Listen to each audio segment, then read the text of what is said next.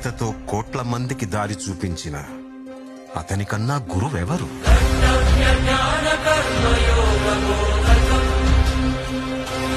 రక్షణ కోసం సముద్రం మధ్యలో ద్వారకా నగరాన్ని కట్టిన అతనికన్నా గొప్ప ఆర్కిటెక్ట్ ఎవరు?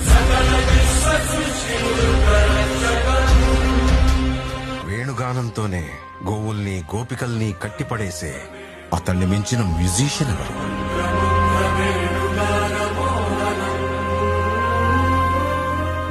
హోమయాగాలతో వర్షం తెప్పించిన అతనికన్నా ప్రకృతిని అర్థం చేసుకున్న క్లైమటాలజిస్ట్ ఎవరు? అన్కంట్రోలబుల్ ఆర్పిఎం తో తిరిగే సుదర్శన చక్రాన్ని కంట్రోల్ చేసే అతనికి మించిన కైనెటిక్ ఇంజనీర్ ఎవరు?